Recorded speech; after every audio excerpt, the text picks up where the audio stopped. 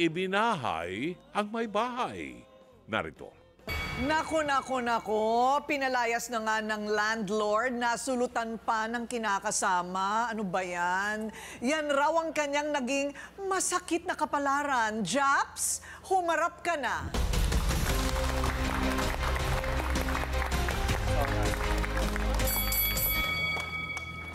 Nako, pakibasa lang po, direct. Pakibasa lang ang nakasulat sa kanyang t-shirt. Pansin ko nga. Ayan, paki-close up mo lang. Ayan. Hindi ko po sinasadya. Heartbroken, heartbroken, at isa pang heartbroken. Tatlo po Sige na talaga. nga. Oo. O bakit nagsisimula pa lang tayo na iiyak ka na? Kaya po. Oo, bakit? Kasi na po Totoo kasi- ba yan? Totoo ba yung heartbroken na yan? Opo. Bakit? Sige nga, ikwento mo. Anong gawa- problema? Gawa po na pinalayas po ako sa tinitirhan kong bahay. Pati yung asawa ko. Niligawan niya pala, kaya pala ako pinalis. Ah, niligawan niya pala. Tapos, nirakan po ako sa trabaho. Oh. Ano bang trabaho mo? Driver po. Driver, family driver? Opo. Tapos, anong nangyari? Lagi daw ako lasing pag nag-drive daw ako. Oh, totoo ba yun? Hindi naman po. Minsan lang. Minsan lang. Sandali lang.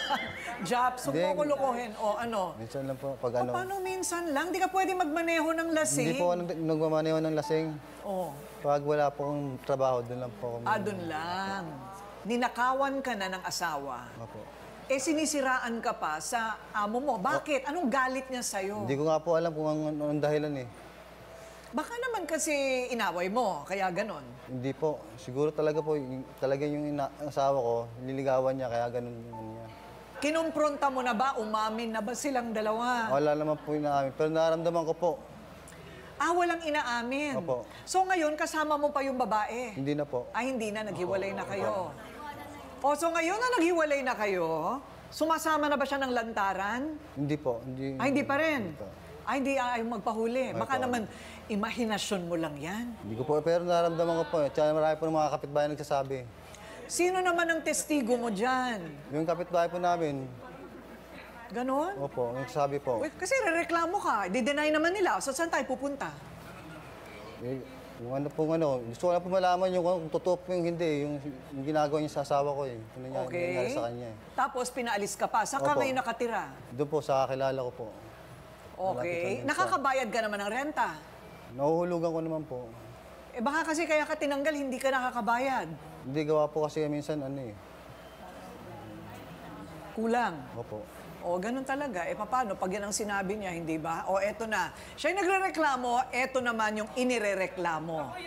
Among landlord na nanulot daw ng ka-live-in partner, tapos pinalayas yung lalaki. Eto na, Jess, humarap ka na.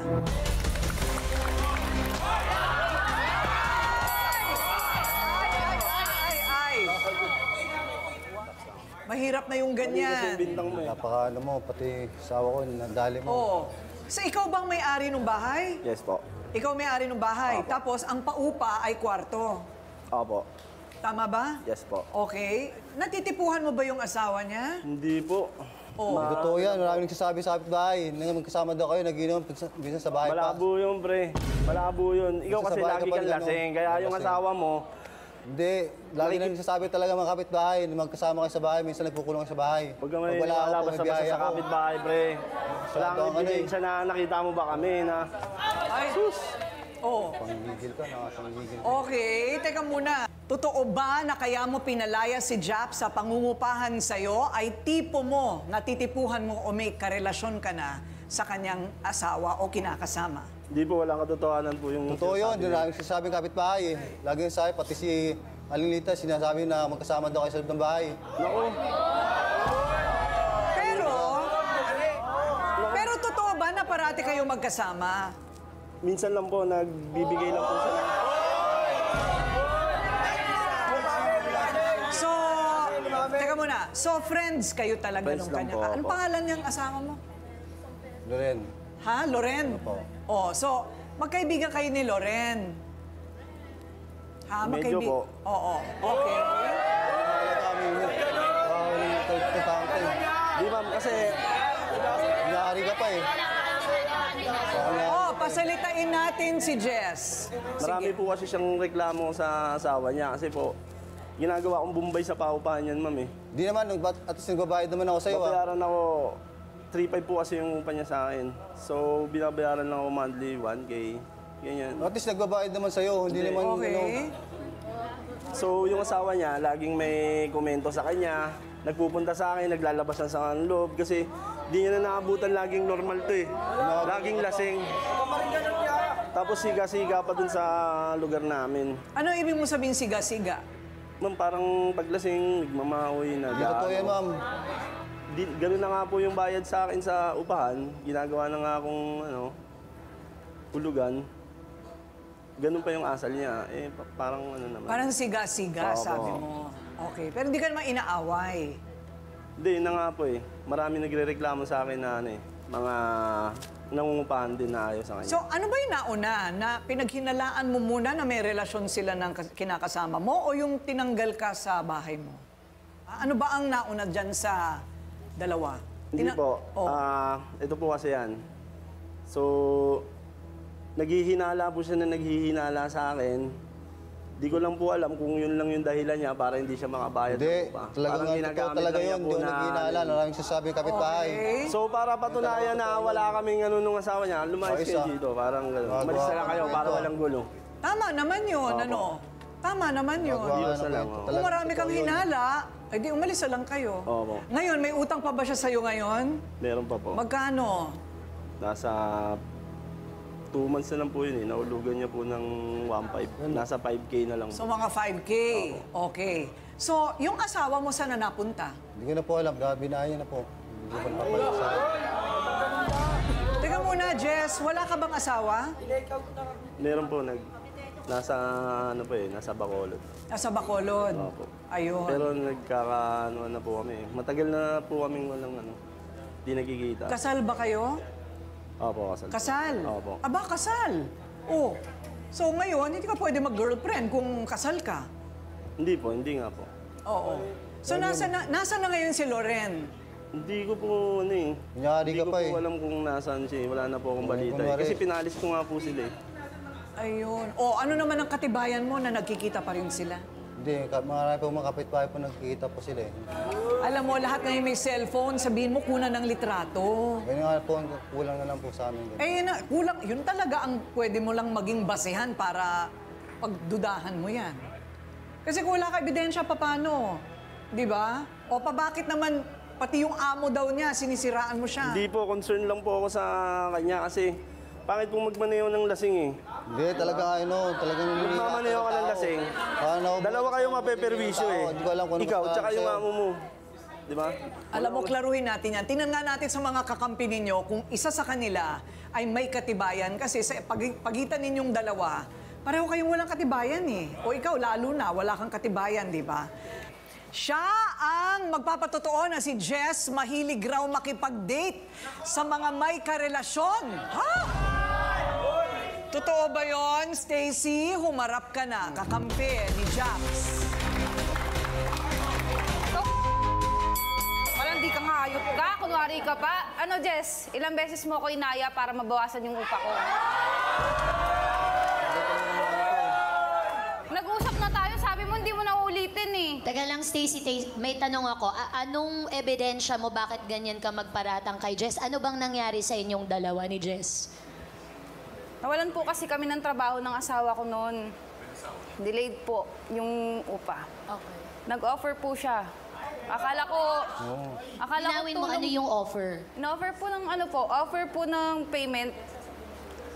Kumbaga bawas po sa upa. Ano ang kapalit? Sasamahan ko lang daw po siya lumabas.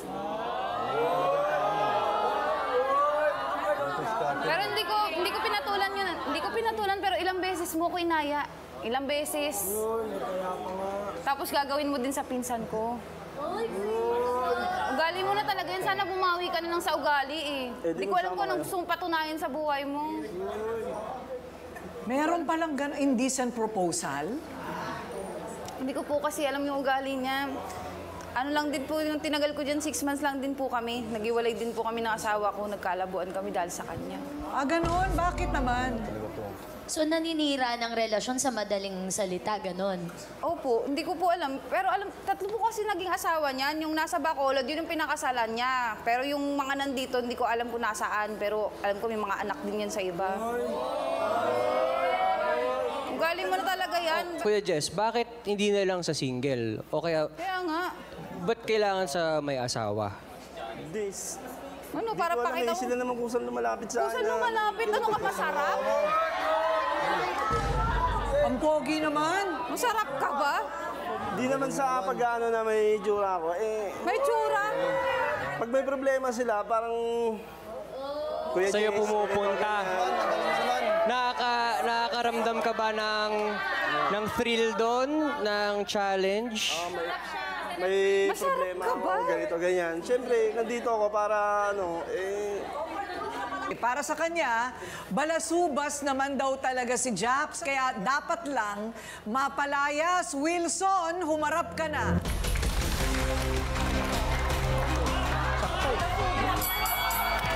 Ay, gusto ko. Huwag muna, sandali lang. Sabi mo. Okay, Wilson. Eto na, may tanong sa'yo si Ryan. Ayok na. Paano mo nasabi na balasubas nga to si Kuya Japs? Ano ba ang ginagawa niya sa bahay? Kasi una pong umupa sa akin yan. Parating lasing din po yan eh. Kaya parang binigyan ko na lang palugay, tumalis siya. Hindi ko alam na nagiinuman nga dito po kayo. pala umupa sa kumpare ko. At nagiinuman din naman kayo dun. Hindi ako nagreklamo eh. Pag nasa likod na, baka nanginginig kasi yung nga eh. mag-inom, baka Basta mag-inom. mag-inom. Ganun lang yun. Pag lasing po yan, parang wala po sa sarili. Baka ikaw. So, wala nang utang sa'yo. Meron po, ganun din po. Parang Bombay nga po. Ginagawa rin akong Bombay. Magkano pa yung utang sa'yo? Nasa 3,000 po. Wow! Talaga ba? O may utang siya sa inyo pareho. Paano sa tingin nyo na makakabayad to si Kuya Japs kung natanggal siya dahil sa chismis? Hindi, wala naman, ang sa akin, sir, wala naman akong intention na matanggal siya sa trabaho eh. Eh, ba't nagsasabi ka sa sama ko? Kasi sinabihan na siya ng amo niya, ganun pa rin, tuloy-tuloy pa rin. Di ba? Hindi na talaga Walang kayo. ganon. Wala. Walang ganon. Parang medyo sumasakit ang ulo ko dito, Dr. Love. Paano ba mareresolba yung ganito? Mabigat sa akin dito yung accusation nitong si Stacy na merong indecent proposal itong si Jess na dapat i-defensa niya. Yun ang medyo kakaiba dito, ano? Oo parang meron pang malalim pang hinuhugot dito, Ate Coring, na inaabangan ko. Oo. At ano ba, talagang wala kayong relasyon ng kanyang kasama? Maraming ka na. Gusto niya lang. Gusto lang Maraming ka mayaman naman ng eh. kuya ko. Para tapos na. Maraming ka lang eh. Parang wala na pagtalunan natin. Meron po. Maraming ka lang. Meron. Meron. Puti, puti, puti. Puti, puti, puti. Puti, puti. Dito na ako. Oh, ayun na. Kuya Jess, nagkatikiman ba? Ay!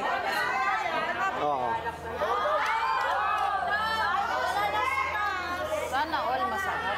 Alam mo, parang imposibleng hindi. Sakit Parang naman yan. imposibleng hindi, ano? Oo. Pero kung nagkapirmahan sa barangay, di adultery yun. He's married. Oo.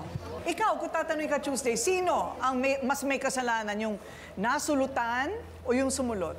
Ate Kuring, una walang lusutan or sulutan kung walang nagbigay ng pagkakataon para mangyari yung panunulot. Oo. Hindi, dalawa sila na gumawa nun, hindi lang naman si Jess eh. Correct. So yung babae din, kailangan ding matanong kung ganun ba kasolido yung pagsasama nila ni Japs na nagtrabaho ka lang, nagmaneho ka lang, pag uwi mo, iba na yung kinaluluguran ng loob. Medyo questionable din ang moralidad or loyalty nung isa. Dr. Love, ano ba ang mindset ng mga babaero? Aminado ka, babaero ka dati. Pag may Sinabi mo na yan. pag may pagkakataon, Ate Coring, at alam namin na papayag yung babae, kinukuha namin ang pagkakataon. Believe me, dinaanan ko no? Pero, Jess, meron lang akong gustong tanungin kung tama yung nadinig ko na hinahangaan kita doon sa sinabi mo na inililigtas mo lang si Japs na kaibigan mo doon sa isang babae na karelasyon niya na karengking. Opo, parang ganun po. Yung ba sabi mo? Opo. Yeah. Sige. Kung yun ang sasabihin mo sa akin, hindi kita papaniwalaan. Kasi Kala ko ba, bilib ka? ililigtas mo siya, pinatulad mo yung kanyang girlfriend, no? Meron kang interes sa katawan ng babaeng yun. Now, para sa lahat po, hindi sagot dito ang kasal.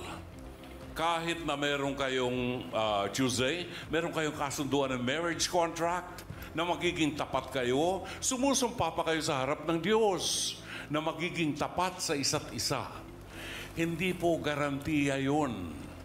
Po pwedeng masira ang relasyon ng mag-asawa kung walang commitment. So, kasal o hindi kasal, kailangan binibigyang halaga ang loyalty o ang commitment. So, anong mahalaga dito? Miski anong relasyon, Ate Kuring, kahit na anong relasyon, kasal o hindi kasal, pag wala ang Diyos sa gitna ng relasyon, masisira yan. So kailangan ilagay natin ang Diyos sa gitna ng pagsasama natin.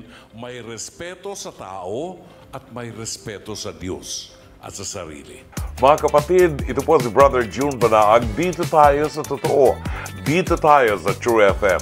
Mag-subscribe at i-follow ang mga social media accounts at True Network PH sa FB, Instagram, X, YouTube, TikTok, and podcast.